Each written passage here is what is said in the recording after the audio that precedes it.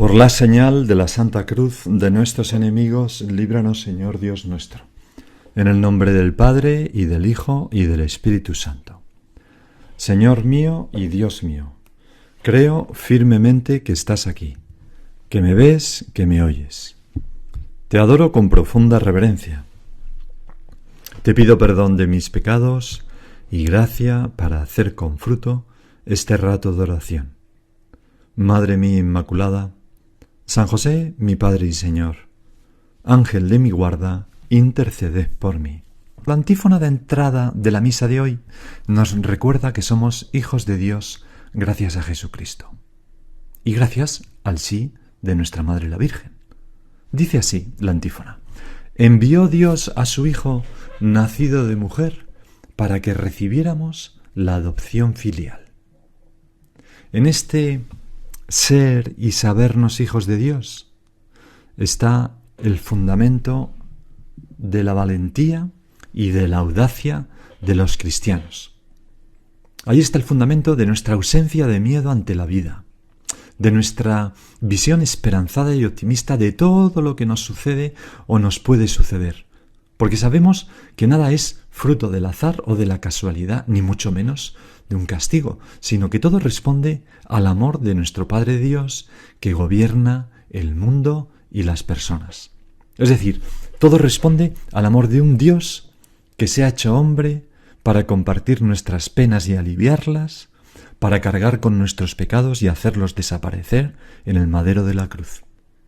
Y por eso, San Juan, en su primera carta, que leeremos en la primera lectura un trozo de ella, puede escribir a los cristianos de todos los tiempos: nosotros hemos conocido el amor que Dios nos tiene y hemos creído en él. Se lo decimos ahora al Señor: Señor, yo creo firmemente en el amor que tú me tienes. Creo firmemente en que el amor es lo que mueve todas las cosas del mundo. Sigue diciendo San Juan: Dios es amor, y quien permanece en el amor, permanece en Dios y Dios en él. No hay temor en el amor, sino que el amor perfecto expulsa el temor, porque el temor tiene que ver con el castigo. Quien teme no ha llegado a la plenitud en el amor. No hay temor en el amor. Y no hay un amor como el de Dios por nosotros. Por tanto, ¿a qué vamos a temer nosotros?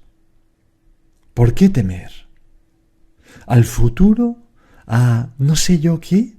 Un cristiano que se sabe amado por Dios no tiene miedo a nada ni a nadie, jamás. Y si lo tenemos, lo superamos con este pensamiento de que somos hijos amadísimos de nuestro Padre Dios. Y el Evangelio de hoy, que es continuación del de ayer, recoge un episodio que nos habla también de esta confianza en el amor de Dios que expulsa el miedo. Dice así: después de haberse saciado los 5.000 hombres, Jesús enseguida apremió a los discípulos a que subieran a la barca y se le adelantaran hacia la orilla de Betsaida, mientras él despedía a la gente. Jesús manda por delante a sus discípulos mientras él se queda despidiendo a la multitud. Siempre es así este Jesús nuestro. Siempre está disponible hasta el final, dispuesto a darnos su tiempo, a darnos su vida, a darse él mismo. Está aquí presente en el sagrario que yo tengo delante. No tiene límites tu amor, Señor nuestro, por nosotros. Y te quedas hasta el final con la gente que te necesita. Y después de despedirse de ellos, se retiró al monte a orar. Este es el descanso de nuestro Jesús, el monte, es decir, la oración, el diálogo con su Padre. Hasta la madrugada, se nos dice más adelante que estuvo hasta la 4ª vigilia, que es ya la madrugada. Bueno, Señor, ¿cómo descanso yo de las fatigas del trabajo, de las fatigas del cuidado de mi familia, de las fatigas de la dedicación a la labor apostólica? ¿Cómo descanso? ¿Descanso retirándome al monte a orar? Es decir, entrando en oración, haciendo una visita a ti que estás presente en el sagrario. ¿Se me hace a mí larga la oración? se me hace pesada. Porque hay que ir a la oración como tú, a descansar. La oración no es algo que se tenga que hacer, sino que es algo que se desea y se necesita y se llora cuando no se ha podido tener, porque se añora y se echa de menos, como el aire, como sentarse un rato tras estar toda la mañana de pie. La oración es un descanso.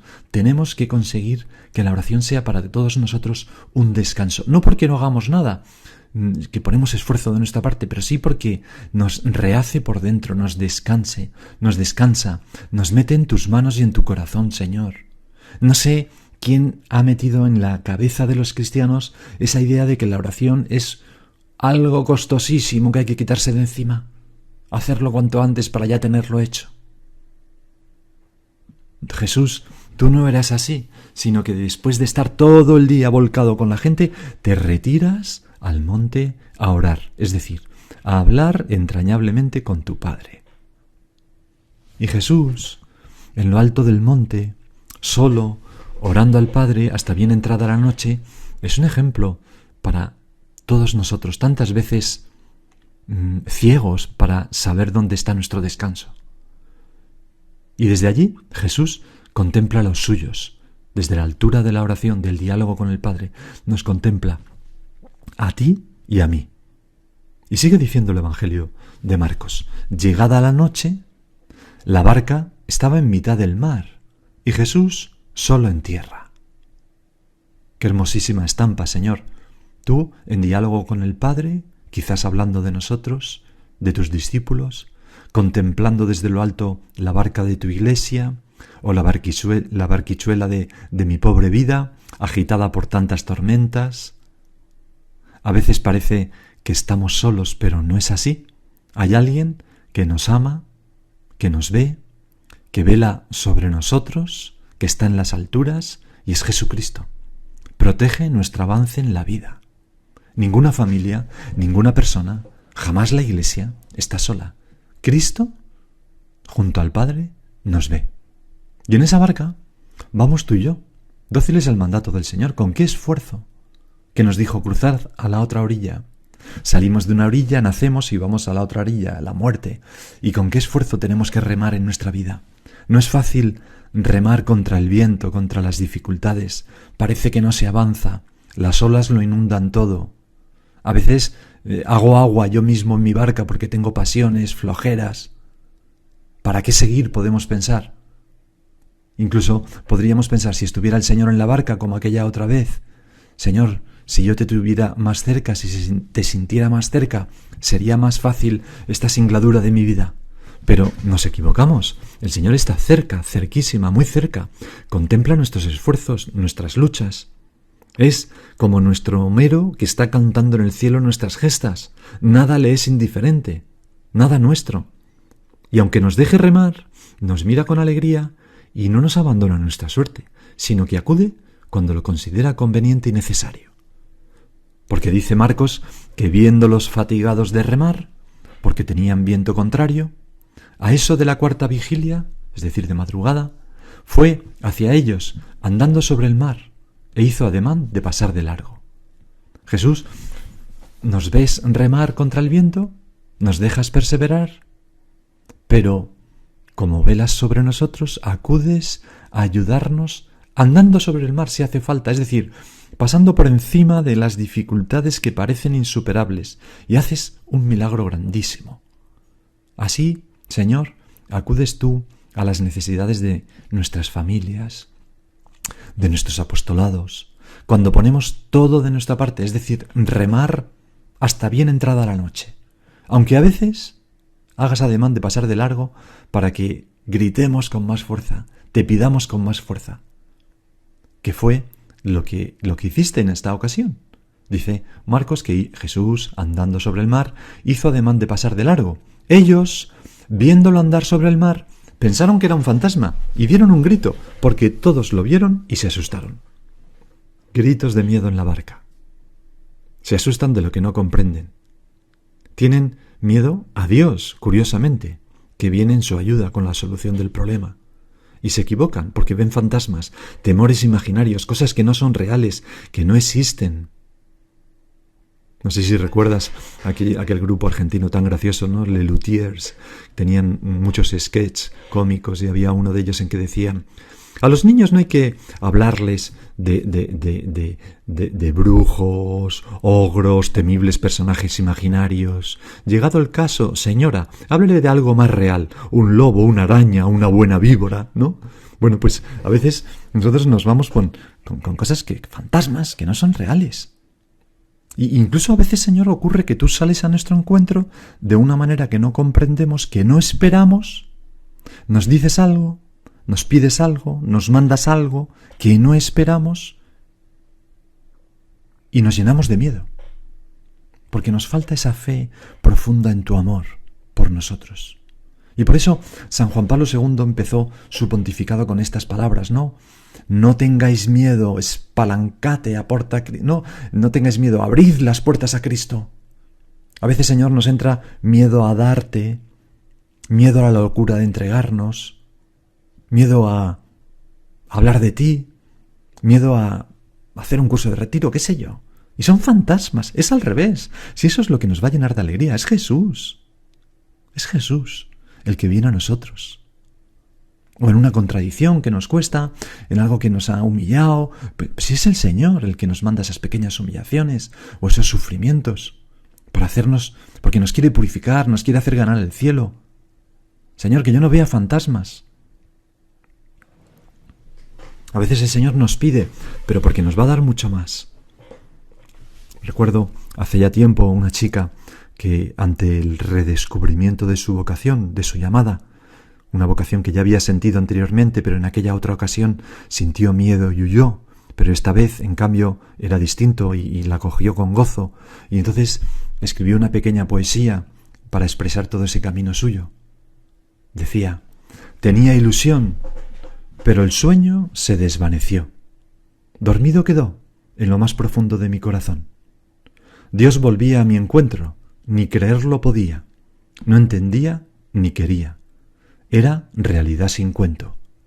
Era Dios que aparecía, a pedir mi amor sin medida. Mi voluntad, mi entrega quería, para darle todo en un instante, sin queja, sin pensar, sin explicarme, solo amarle, estar ahí, nada es mío, nada me pertenece.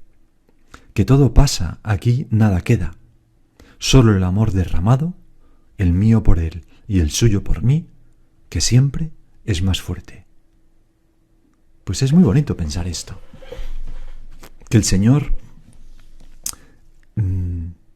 lo único que es más fuerte que todo es el amor derramado, el nuestro por ti, Señor, y el tuyo por nosotros.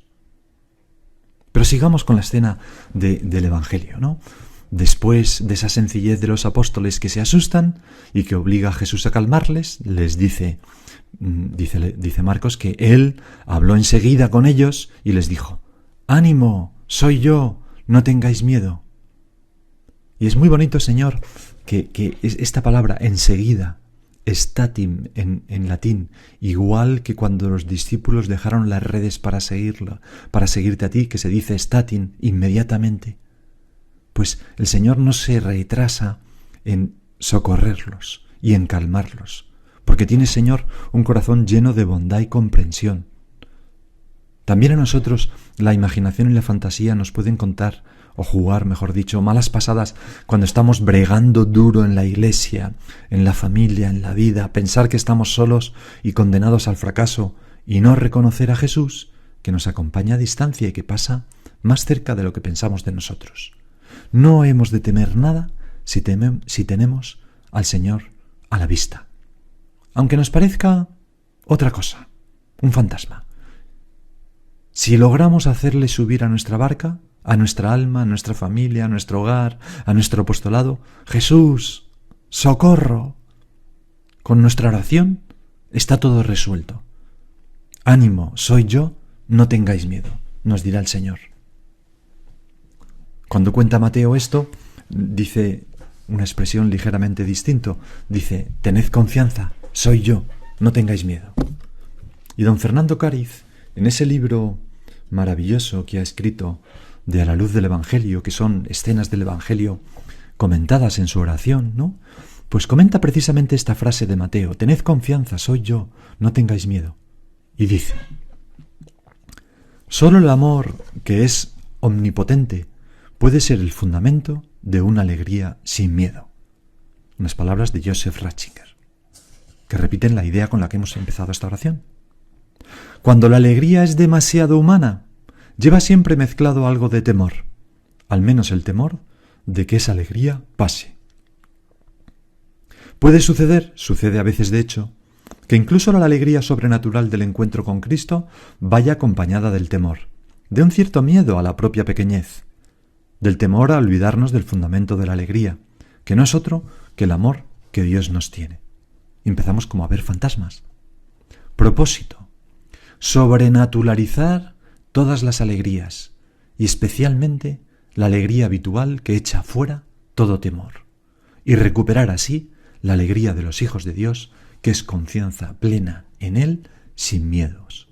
26 de enero de 1988 es la fecha de esta nota de don Fernando Cáriz. Señor, pues vamos a hacer un propósito de recuperar la fe en tu amor siempre, y de acogerte en nuestra alma con la oración, Señor, y escucharte decir: ánimo, soy yo, no tengas miedo. Y sigue diciendo Marcos que entró en la barca con ellos y amainó el viento. Porque si te acogemos a ti en nuestra barca, en nuestra vida, cesará el viento de las dificultades que parecían insuperables y avanzaremos, llegaremos a nuestra meta. Y nos ocurrirá lo que a los discípulos, que se dice que estaban en el colmo del estupor, pues no habían comprendido lo de los panes, porque tenían la mente embotada, como tú y yo tantas veces, que no nos damos cuenta de en qué buenas manos estamos. No nos damos cuenta de lo poderoso que es nuestro Señor Jesucristo y lo mucho que nos quiere. Hoy, 9 de enero, celebramos además el aniversario del nacimiento de San José María, en 1902. Y San José María era una persona que aprendió a no tener miedo jamás, pero precisamente porque se sentía profundamente hijos de Dios. En una ocasión, a un sacerdote italiano, don Queco, con el que había estado hablando pues algunas cosas tristes que habían pasado en la iglesia, le contó al final San José María: pero yo no tengo miedo a nada ni a nadie, ni a Dios, porque es mi Padre. Y a don Queco le encantó y lo apuntó enseguida. Y yo se lo he oído contar a él. Yo no tengo miedo a nada ni a nadie, ni a Dios, porque es mi Padre. Así vivió San José María, como todos los santos, ¿no? Sin miedo a nada ni a nadie. En otra ocasión, en esta vez siendo él muy joven, 31 años, escribía en una carta que escribió a todos sus hijos. Es la 4ª carta de ese primer tomo que se ha publicado con sus cartas, ¿no? Y ahí decía: nunca me ha acabado de convencer ese ejemplo que algunos suelen poner para describir la conducta a un cristiano. Las manzanas buenas que se corrompen cuando en el cesto donde están se coloca un fruto podrido. Se refiere con esta imagen pues esa idea de que no, yo como los cristianos, para no hacerme daño a alguien que no piense como yo. No, nosotros no tenemos miedo a nada ni a nadie. Entonces sigue diciendo San José María: no niego esa posibilidad, pero nosotros, hijos míos, no hemos de temer la convivencia con quienes no posean o no vivan la doctrina de Jesucristo. No hemos de rechazar a nadie. Un hijo de Dios no ha de dejarse influir por el ambiente, sino que ha de ser él quien dé el ambiente a los que le rodean.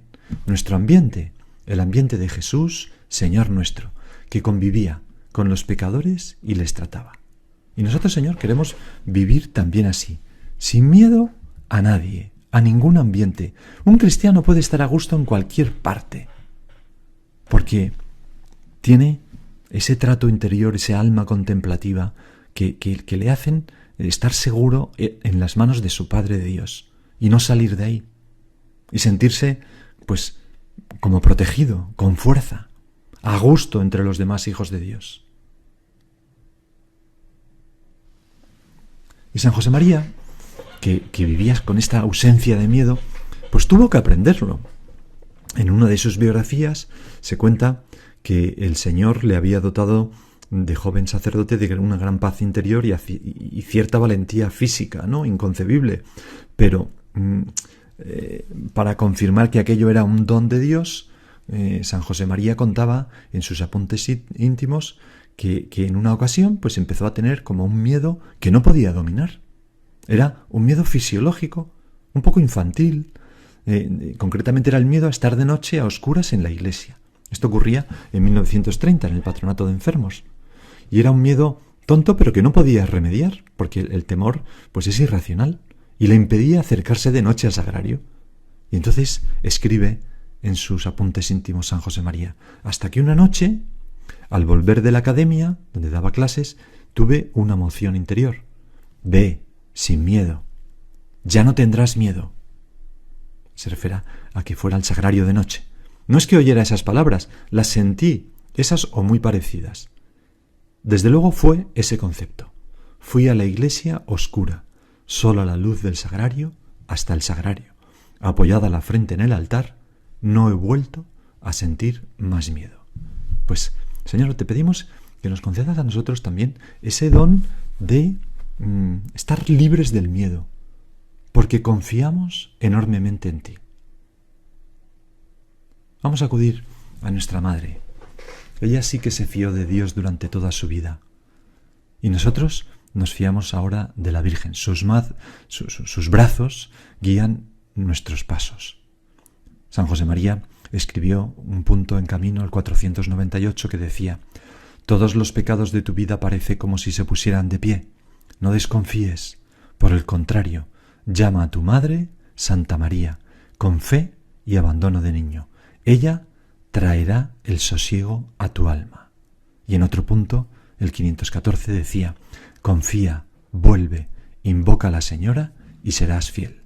Pues vamos nosotros a acudir a nuestra Madre la Virgen para que nos quite todo vestigio de miedo en nuestra vida. Y ahora sigue tú por tu cuenta.